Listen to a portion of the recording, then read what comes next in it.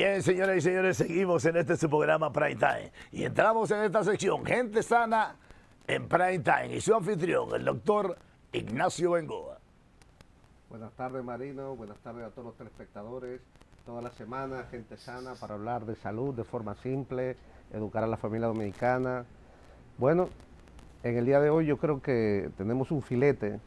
Vamos a hablar de una enfermedad en la cual es la causa de ceguera más importante curable. Se dice que de los de 30 a 45 millones de ciegos que hay en el mundo, casi 50% es por esta enfermedad. Vamos a hablar de catarata. Y con ello tenemos al doctor Henry Eli. Él es cirujano oftalmólogo, él es catedrático, científico. Doctor, muchas gracias por venir. Mucho gusto en estar por aquí, Marino. Saludo. Ignacio, para mí es un placer. Yo le diría a Henry Eli, aunque la pronunciación es muy correctísima la del doctor, pero la gente, ¿verdad? Los medios de comunicación conocieron a su papá, ese gran artista, ¿verdad? Como Henry Eli. Y lo que quiere decir que el honor es doble. Para mí también. Bueno, Marino, entonces Henry Eli. Doctor, siempre la primera pregunta que hacemos para educar a la población es que nos hable un poco de esa especialidad de oftalmología. Sabemos que es el especialista del ojo, pero son cirujanos.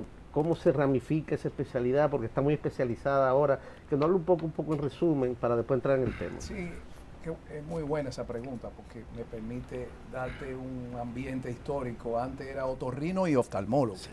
Entonces el médico tenía la especialidad de aquí, de esta zona. Poco a poco se fue subespecializando todo y nos quedamos los oftalmólogos con el área de la vista. Y dentro de los oftalmólogos la mayoría puede ejercer la parte refractiva, poner los lentes, pero hay un grupo que somos los que operamos y también hacemos la otra parte refractiva. Dentro de la oftalmología ya hay subespecialidades como la retina, segmento anterior que tiene que ver con catarata, cirugía de miopía, glaucoma, y oculoplastia, que es la parte externa del ojo, la parte estética, vías lagrimales. Así se ha diferenciado y se ha subdividido la especialidad. Wow, complejo. Doctor, entrando en tema, ¿qué es la catarata? Vamos a empezar con la pregunta, ¿qué es la catarata? ¿Qué es una catarata? Sí, antes, catarata era un concepto de personas de alta edad. Pero los equipos se han ido especializando tanto, han mejorado tanto los equipos, que nosotros podemos ver ya que hay cataratas desde más temprana edad. Entonces voy a la definición. Hay un lente interno en el ojo que es el cristalino, que debe ser transparente para permitir pasar la luz y enfocar los objetos de lejos y de cerca. Cuando ese cristalino pierde su transparencia o se hace más denso, se va opacificando, ya se llama catarata.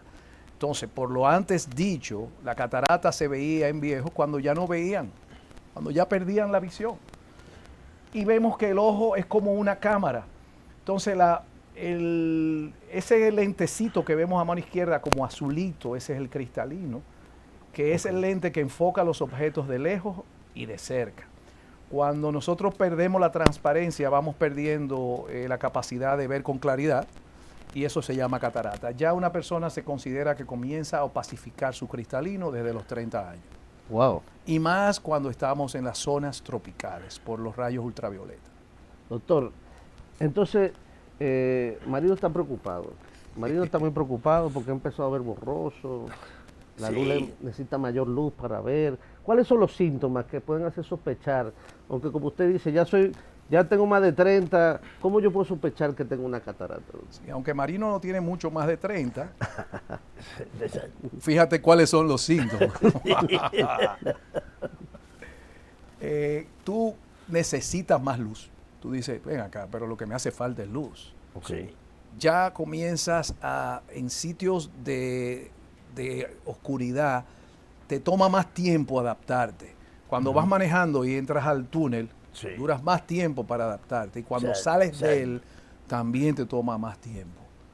Cuando estás dando reversa y no hay buena luz hacia atrás, ya puedes rozar el vehículo te llevas los policías acostados, porque ya los dejas de ver. Esos son las cositas Lo que de- van diciendo que ya tu cristalino está perdiendo transparencia. Los lentes comienzas a cambiarlos. ¿Te haces más hipermétrope o te haces más miope? De manera, después de los 40, 45, 50 años, oh, pero ¿y cómo me hice más hipermétrope? No es que el ojo se ha puesto más pequeño o más grande, es que el cristalino ha perdido su transparencia.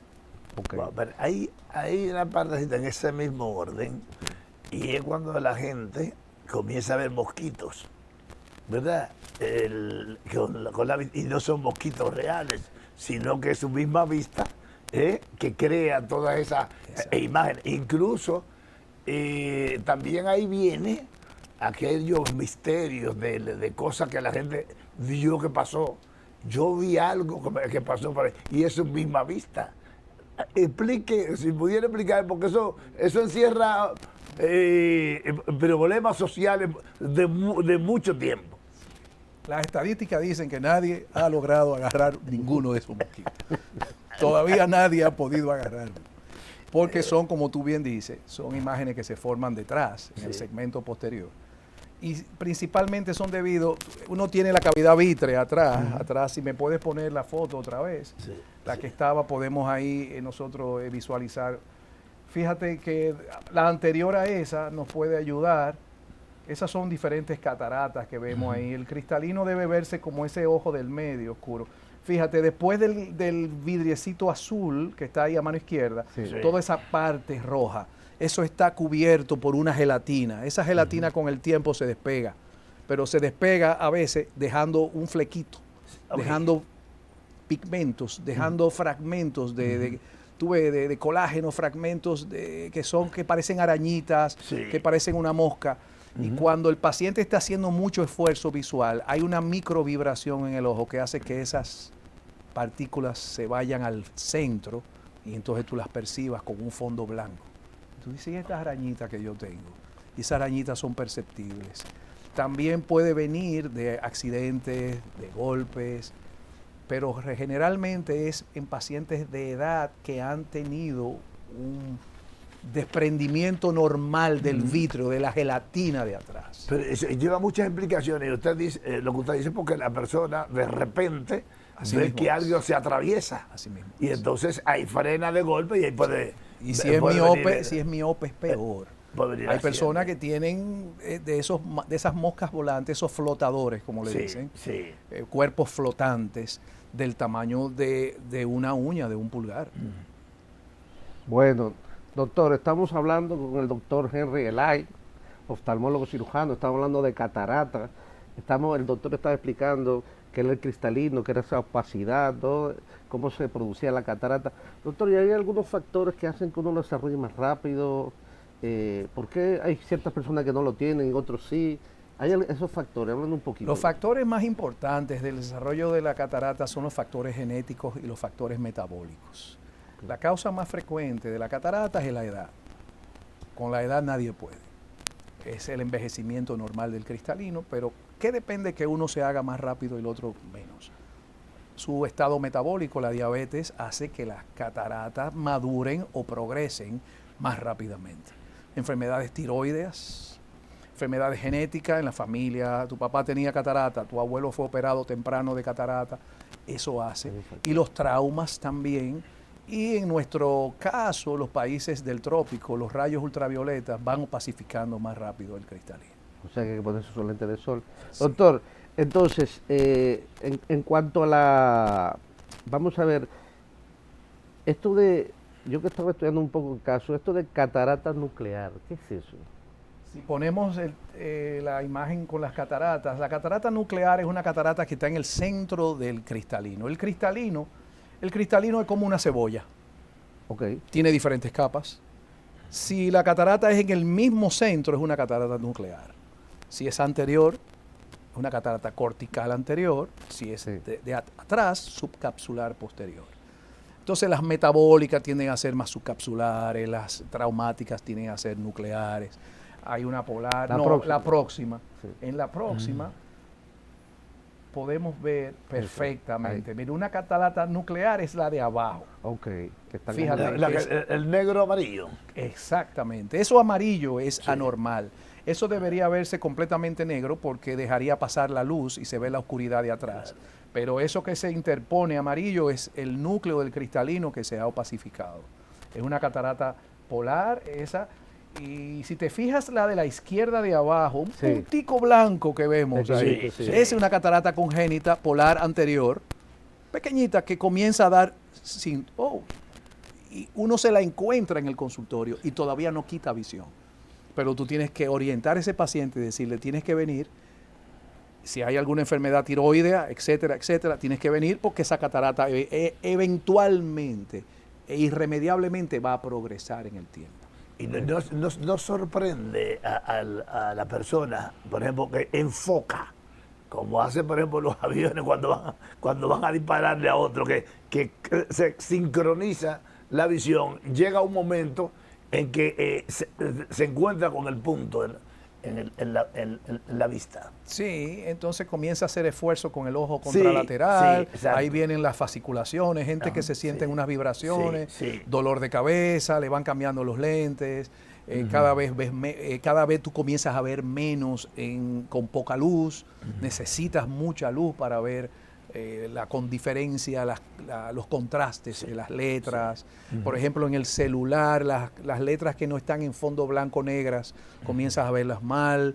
Esos son ya síntomas de eso. Bueno, doctor, entonces Marino está preocupado. Va a su consulta por esta sintomatología. ¿Cómo le hacemos el diagnóstico? ¿Cómo llegamos a ese diagnóstico, doctor? Ahí aprovecho y te digo, en nuestro país en oftalmología está muy avanzado. Ya tenemos tecnologías, ya tenemos la innovación, ya tenemos alcance a ella, tenemos cirujanos muy preparados, tenemos escuelas excelentes para preparar a buenos oftalmólogos, tenemos equipos que hacen diagnósticos precisos. Hoy un paciente va y sospechamos de catarata y se va a hacer todos los estudios. Nosotros trabajamos con protocolos. Sí. Marino, tú tienes sobre 40 años, yo tengo que hacerte estos estudios. Porque yo necesito saber cómo está tu circulación, que el ojo me lo va a dar. Cuando no hay catarata, yo puedo ver con transparencia el fondo de ojo. Entonces yo te voy a hacer unos estudios dentro de esos, me voy a dar cuenta cómo está tu cristalino y entonces nos sentamos a orientarte y a ver tus necesidades y hacer una proyección de lo que tú necesitas. Ok. Wow. Los equipos ya están en nuestro país. Excelente, doctor. Doctor, entonces, ¿y el tratamiento? El tratamiento de la catarata es quirúrgico. Eso, ¿es siempre quirúrgico? Sí. Es una ventana que está sucia, que no la podemos limpiar, hay que cambiarla. Doctor, y entonces, esta es otra pregunta que siempre me hacen los pacientes. Si ¿hay que operar los dos ojos o hay que operar uno? Eso es una pregunta que Esa es una pregunta muy buena. Ese paciente que viste, que tiene una sola catarata en un ojo, yo le digo, bueno, mira, como te voy a quitar el cristalino y tú eres joven, ese ojo va a quedar con imposibilidad de lectura porque ya no va a poder acomodar, ya no va a poder enfocar de lejos y de cerca. Pero tranquilo, que tú lo vas a poder hacer con el izquierdo, con el contralateral o con el otro que no tiene. Ese paciente, tú tienes que conversar con él y ver cuáles son sus deseos y sus necesidades. Ese es el lente que se pone, ahí vemos un dedo índice, mira qué pequeñito es el lente que se pone dentro pero del como ojo. uno de contacto. Exacto, sacamos ese cristalino por una incisión de 3 milímetros pequeña y metemos esos lentecitos como si fueran enrolladitos y ellos se abren dentro y lo colocamos en su lugar correcto. Okay. Wow. Y ahí se queda para toda la vida. Ese lente amarillo que está abajo es un lente multifocal, no sé si ven los aros concéntricos. Esos aritos te permiten enfocar de lejos y de cerca. Entonces, si ese paciente me dice, doctor, pero yo no quiero quedarme así con ese ojo que no pueda leer. Artificial. Y por más que yo lo convenzo, él me dice, no, yo quiero dejar de usar lente. Entonces, ahí vamos a otra posibilidad. Ahí yo le digo, yo te voy a operar entonces el ojo derecho. Te voy a poner un lente porque tienes catarata, entonces haremos en el ojo izquierdo, aunque no tenga catarata avanzada y tenga simplemente una opacidad, yo te voy a poner otro lente para que haya una convergencia, haya una buena visión binocular y tú vas a tener ya tu visión hasta el resto de tu vida con buena visión. Pero fíjense que es un asunto de explicarle bien al paciente cuáles son sus resultados y sus posibilidades. Doctor, esa pregunta venía. O sea que, esa es otra pregunta. ¿Los pacientes que se operan de catarata no necesitan lente? ¿O son dos cirugías a la vez? ¿O no sé si me explico, porque Sí, eso también claro, es la duda claro. de los pacientes. Pero me quedé con lente, me quedé sin lente, ¿qué pasa? Y después de esa, el preámbulo, que los pacientes son generalmente mayores y son muy ansiosos. No, me van a operar de catarata, ¿cuál es el proceso? El paciente tiene que estar ingresado, ¿cuántos días queda ingresado? ¿Cómo se maneja? Porque esa ansiedad que tienen los pacientes, no ya nosotros los clínicos. Sí, entonces, eso es así. Mira, vamos a ver. por eso es que es tan importante, Ignacio y Marino, por eso es que es tan importante el médico se tome su tiempo a explicarle. Correcto. Cuando viene un paciente y vamos a hacer una cirugía, yo me convierto con él en un equipo, nos convertimos en un equipo. Tenemos el mismo objetivo con el mismo propósito. Entonces nos convertimos en compañeros. Entonces mi función es orientarlo y devolverle su vista. La de él es de ser receptivo y de informarme cuáles son sus necesidades.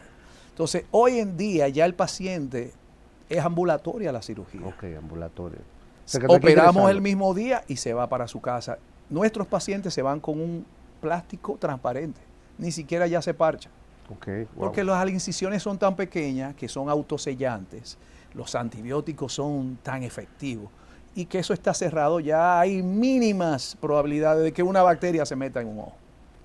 Y los equipos son esterilizados, con equipos modernos, tenemos todas las normas, los protocolos cada vez más son más eficientes, son más enfocados y hoy en día ya casi no se ven ese tipo de complicaciones. Entonces, ese paciente, tú tienes que explicarle que no es una panacea, que tú no eres Dios, que hay un riesgo, que hay estadísticas y tú tienes que crearle las expectativas correctas para que él no se cree una falsa expectativa y haya una decepción después. Entonces, ¿cuáles son los que quedan sin lente y los que necesitan lente? Todo depende del tipo de lente intraocular. Si tenemos lentes intraoculares monofocales, nada más enfoca a un solo sitio. Por ejemplo, mi mamá tiene un monofocal, mi suegro tiene monofocales, mi suegro es padre de la medicina dominicana, de los cirujanos, Ludovino, claro. Y le pusimos un lente para enfocar a media distancia, porque esa era su distancia de trabajo, y quedó perfecto. ¿Qué necesita él? Unos lentecitos para leer cositas pequeñas. ¿Cuál es el paciente candidato a un lente intraocular multifocal para que no use espejuelos? Aquellos que no tienen gran defecto visual y que son pacientes de edad mediana con trabajos muy de computadora, de visión lejana y visión cercana. Esos son los pacientes que son los buenos candidatos a tú restablecerle su visión, restaurarle su visión de manera completa. Entonces la elección del paciente para el lente es muy importante. Wow.